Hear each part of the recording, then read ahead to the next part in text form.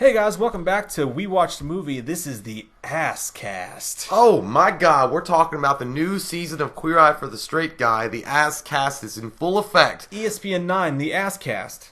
Now, Ass is AHS, American Horror Story. Everybody's been asking us, hey, where's the fucking recap, you pieces of shit? I hope you die in a boat wreck. Well, let me tell you something. I don't even own a boat, so that's stupid, Shelly. That's stupid. I own a fucking jet ski. Fucking Shelly. And this is the deal, guys. So this year, the way our schedules work with our day jobs, we have to shoot all our videos on Wednesday day and Saturday nights. So American Horror Story comes out Wednesday night at 10 p.m., making it impossible for us to do anything timely when it comes to recaps. So we thought, let's flip this bitch. Instead of not doing it at all, our only hope is what we're going to do is we're going to film these on Wednesday before the new episode airs, and you can listen to it as a refresher, get you excited, get you in the know for the upcoming episode that night.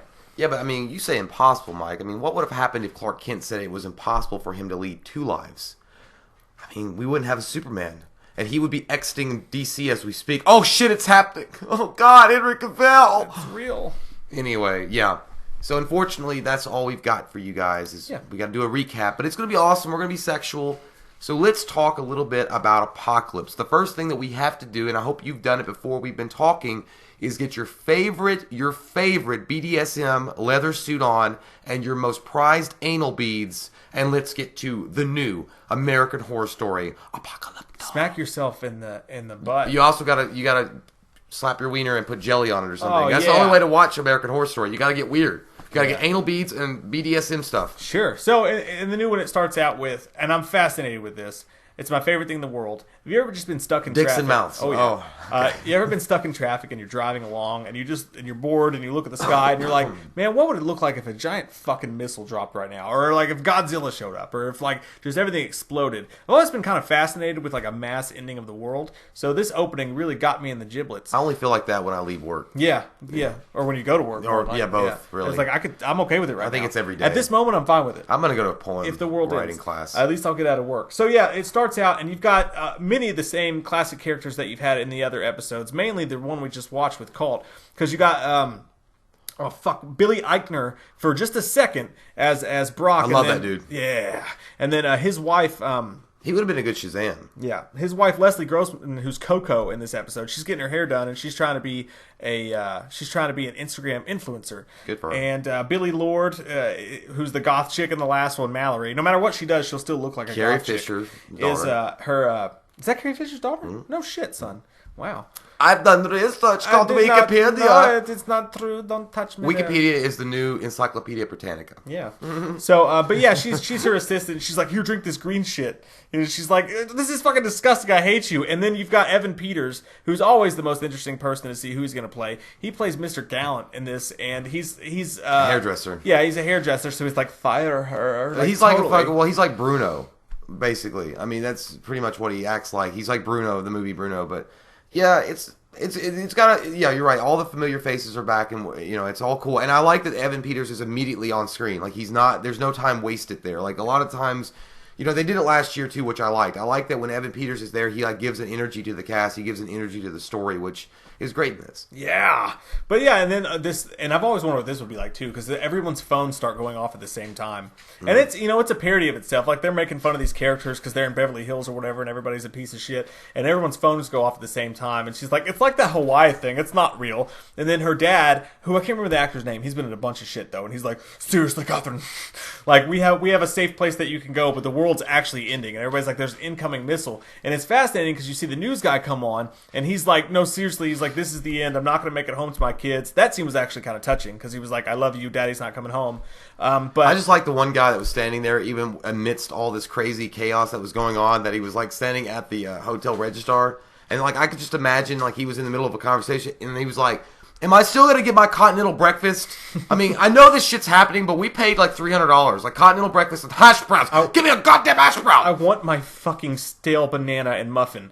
But yeah, so the guy in the news comes on, and what's interesting about what he says right there, though, is he says he's like, I can't believe we've done this. Like he's like this is happening. We did this. Like he specifically mentions we did this, and I don't know if that's a nod to like I don't know. Maybe they won't ever explain how the end of the world happened, but it's World War III. Everybody's bombing each other. Hong Kong and shit's already gone, and you got to. At least I assume at this point, based on last season.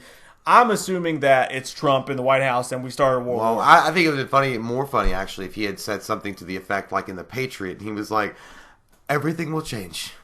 Everything has changed. To be beaten by farmers with pitchforks. I'm not a child. You're my child. Well the thing is, the interesting part about this whole series, well, at least from last season to this season, is there's no immediate supernatural effect. And I mean, last year didn't have any really supernatural thing going on at all, and this one is building up in the way to be the same way. And I think it's cool that they're doing more grounded horror, where it's like this can actually happen. Like, you know, last season was more paranoia and a cult mentality, which is why it's called Cult. But this one is more about like what we can do to ourselves, given the reign to do so. But there is supernatural in this one. What? I'll tell you very soon, Charles. So I forgot. Look it up. The best part of the episode is the opening when the whole world's ending and shit. I like fuck man, the fucking names. We're a little bit rusty. But what's his fucking name? Billy Eichner. Billy Eichner's character, who was really good in the last season. He's running through the streets. They're on their way to their private airplane. And it reminds me of 2012, actually. Yeah. But they're in the streets, and he's like, you bitch! Don't you dare leave me in Santa Monica! By the way, they're dropping F-bombs in this, which I love. It's on FX, and the F-bombs are pure and present. Yeah. And I like how that one guy, when they were trying to get on the plane, too, after the fact, the one guy that was, like, helping out Coco and her crew, he just starts shooting random, like, airport workers in the head because they want to get on the plane. And I was like... Dude, the end of the world's happening. How much was your check for? Like, fuck it. Kill them and let, like, you know, the survivors get on board. Like, fuck it. Well, it was funny because when they were running out to the airport, I thought, it's the end of the world. Everybody would be trying to steal that fucking plane. Hell, some guy just tried to steal a plane for shits and giggles a couple weeks ago. Oh. But, yeah, and he starts popping him in the fucking head, though. That was pretty badass of him. Nice shot. But they get first, Evan Peters' character goes and rescues his grandma. I don't know. I'm going to assume. Yeah, he goes and rescues her, and she's just, I don't like her. I really don't. Well, like I think that's the point, though. She's like a high society elitist bitch. She looks like Alice Cooper birthed a female baby. Well, she just looks like Alice Cooper at this point. Well, yeah, I guess. But yeah, the thing. Well, she said that. She's like, oh, it's probably a hoax or whatever. And she's like, Grandma, he called her Nana, so it's his grandmother. So we gotta go. And he was like, she's like, it's fake. It's just fake. Let me call Donald real quick. Yeah. I thought that was funny. But they get on the plane, and there's nobody flying the plane, which they never actually explained this situation, like how'd they land, how they get to where they're going. It was automatic. Because there's nobody flying the fucking plane. And then you've got this other kid who's who he just found out he's getting into UCLA, and then his family's like, UCLA, and then all of a sudden he finds these people come in, and it's a pretty badass concept if you think about it. They're like, your son has been chosen, he's got elite DNA or whatever, and they're like, how'd you find him? He's like, well, you applied for Ancestry.com. Shit, I forgot. I did that. So, and they take him away because they're creating this there's two factions of this, and one is this elite group of people who their DNA was found to be survivors, people who could survive, and then there's other people who bought their way in, and they're the ones who funded the whole expedition. Again, it's very, very 2012, John Cusack. But you've got the rich people there, and then you've got the elite people there, and they all wear purple. Once you get there, you find out they all wear purple, and then the worker bees, it's very Ayn Rand, the worker bees all wear, the gray, and they're supposed to like clean the floors with toothbrushes. And then, Prince comes on, Purple Rain, Purple Rain. Burger Rain. Oh, shit. Yeah. And shit. That's when you finally get actually introduced to Sarah Paulson's character. Yay, no. I love Sarah Paulson. I know that she, in most of the seasons... She annoys the fuck out of me sometimes. I know, but she's so hot. I'm so weirdly attracted to her. Yeah, like in genuine... You've got to get that checked out, son. I want to take her out for potato chips. You've had too many fig Newtons and sticks in your bum. But yeah, there's something weirdly attractive to her about me. I mean, maybe it's because she's commanding. Maybe that, like a strong kind of girl. Yeah, but that's cool. Yeah, but when she pops in and she's wearing like the... Take me to your best friend's house. Show me what it's all about. That's not how it goes. But when she pops in and is introduced to the series as like the landlady of the fallout shelter they're taking to, like I mean, I don't know. I couldn't even remember her name, like Winnebago Wendleton. Like, her name's some weird shit. I was like, what the fuck was your name? Winnebago I know, well, it's weird. And Willahima. What? I don't know. Willahima Kamalima. And she got pissed off. Yeah, so she's introduced, and she has this high, 17th century corset and bustier kind of thing going on. Miss Wilhelmina Venable. Winnebagos. But yeah, she has all this stuff, and she's like, but she looks like fucking. Immediately, the first thing I thought was one of the evil stepmother from Cinderella. It's Baker Mayfield's Winnebago. I felt like not only was she one of the evil stepmother from Cinderella, but she also looked a little bit. She had a flowers in the attic kind of situation going on. She'd be with really it. good in that role. Yeah, that'd be a great. That's role what. I'm glad I pitched it. That's also when you get involved with Kathy Bates. You see her; she's Miss Miriam Mead, and she comes out looking like a goth lesbian. Dude, either that or she looks like she just joined the Steven Seagal dojo. I thought because she was all black and she had this big man. I'm a really big Pussy Riot fan.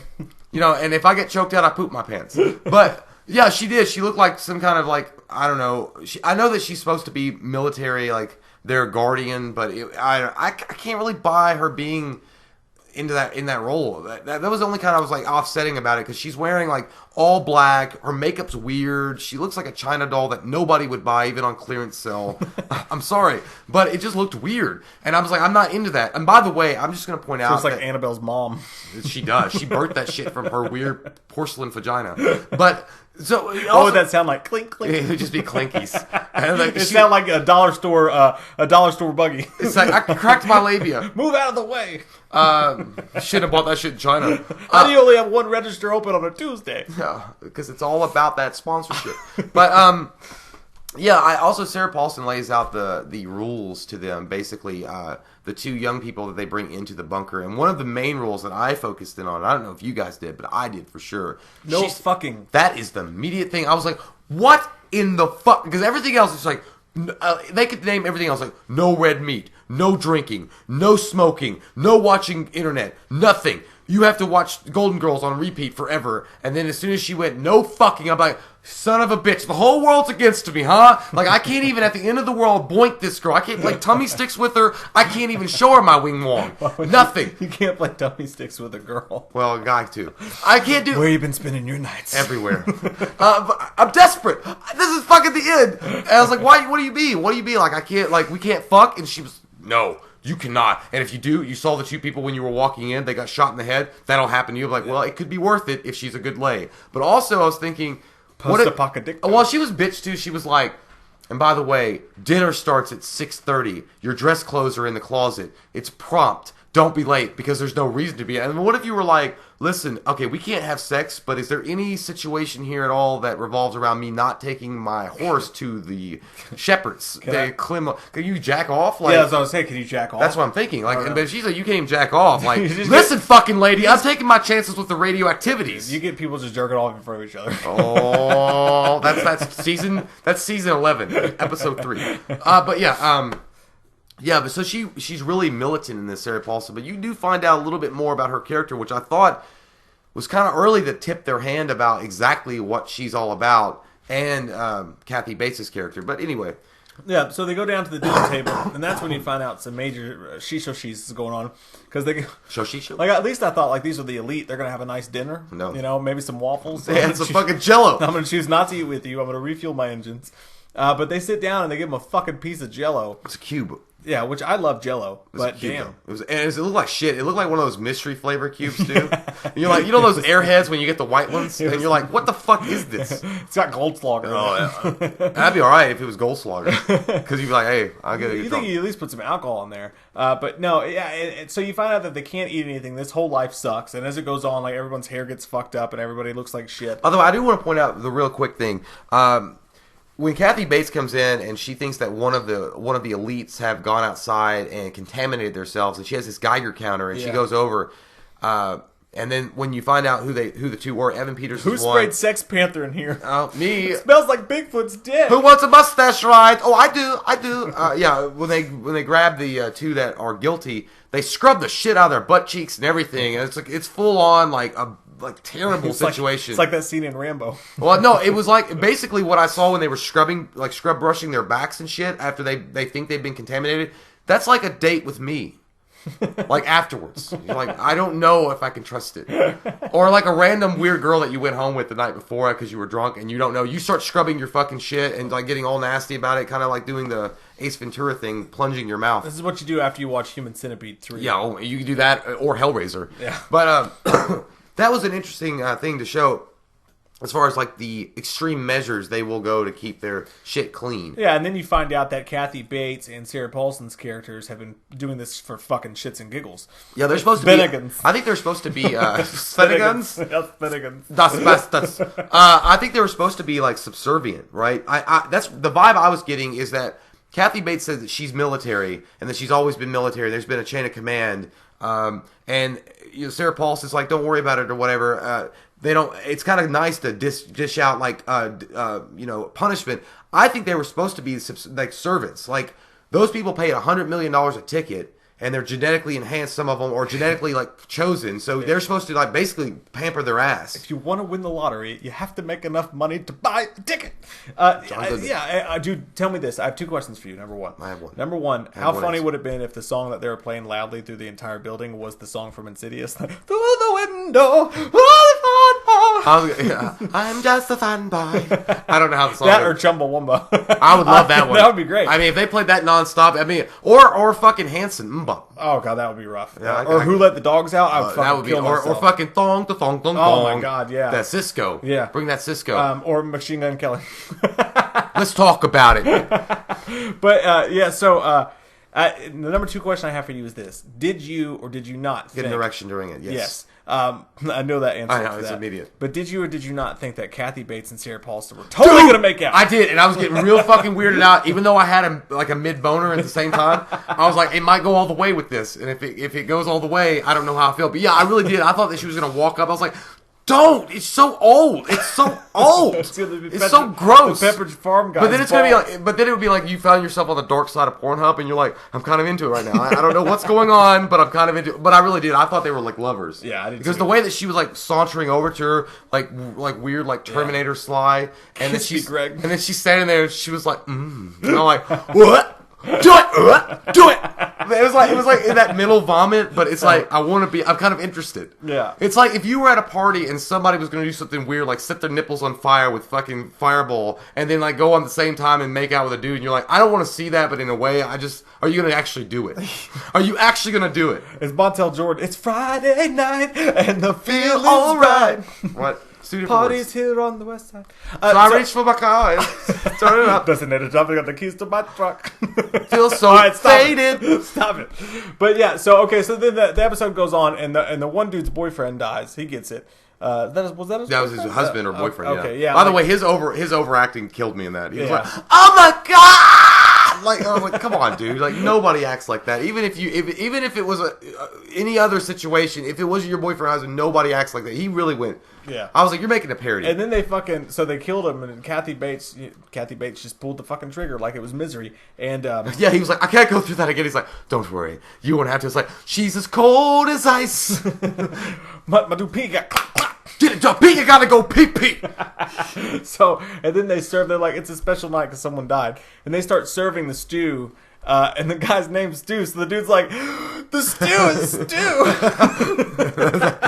that was genius. That was awesome. He's like, I liked Evan Peters, or no, not Evan Peters, but the other guy, the kid that's got the genetics or whatever. When he was like, look at this chicken bone. He's like, that's not a chicken bone. Like he said it like, but the guy said it so matter of factly, like he was like in the middle of eating his food. He was like, that's not a chicken bone. He's like, is this a finger bone? And then, after they find out that we don't know, I mean, it's not confirmed that it was actually human meat, but we assume it might have been. I do like the fact that old lady that you don't like, the elitist girl, and she was like, I eat it, I drink it up, I slurp it up. It's got a lot of fiber, don't you know? A lot of fiber. So nasty. She reminds me of one of those ladies that would be in Rose Red. Yeah. There's something about her face that I just want to punch. Well, it's the Botox. Ooh, I don't know, man. She wouldn't even feel it if you did. She looks like, I don't know what she looks like. She looks like a substitute teacher that would come in and be really about her job, and you'd be like, lady, you're a substitute teacher. What the fuck are you doing? She's like, nobody will talk when it's this you're smoking to. She looks like the poster child for lung cancer. She looks like Marilyn Manson in about 15 years. This woman is literally, your lungs on cancer. I feel bad. Like, I mean, you know what? She's not that bad. I mean, I think she's like that on purpose. But and the jokes are bad too. She's like, I guess I won't get a fruit cap. Like when there's those fucking stewardess. I don't know. It's too much. But yeah. So and then all the last part of the episode is this dude comes up on his fucking cauliflower horses. Fucking horse flowers. Yeah, and he pulls up. He's like, take care of my horses. They kill the horses, and everything's looking desolate and dark. And he pops up, and this guy. No, I didn't pick up on this at first either. I didn't either. But this guy is he's a newbie to AHS, and his what's his fucking name? What's his fucking name? Tell me your name, and I will set you free. Michael Langdon is the character's name, and if you remember, I'm pretty sure that that's the baby from Murder House. Hopefully, you're right. Because I don't know. These episodes, this season's supposed to tie together Murder House and Coven, and there's no mention of it whatsoever until this point. This dude shows up. And his name's Michael Langdon, which, again, I'm pretty sure is the Antichrist. That sounds like a fake tennis player's name. It does. From Murder House. It's Cody Ferns, the actor. And he shows up, and he's like, yeah, I'm here because all the other places got attacked. And she's like, are you going to take us with you? And he's like, actually, I don't have to take fucking shit with me, bitch. Yeah. You a bitch. And he's like, I'm here to evaluate you all. And it's up to me whether or not you go or stay. And they kill the horses. So you don't know this guy's whole plight. You don't know what he's actually going to do. He just may come in there and put his finger up people's butts. I remember as soon as he walked in, he did his whole, take care of the horses. And by the way, Kathy Bates fucking kills the horses that are all like contaminated. By the way, they had like gas masks on the horse. Like, you're going all out. That's genius. I know. But when the guy came in, he looked like a failed, I don't know, stunt double for Brad Pitt in Interview with the Vampire Part 2. Mm-hmm. And he had like a little, he literally looked like a fucking vampire. He had long hair, he had makeup on. He was like, no, we're here to evaluate.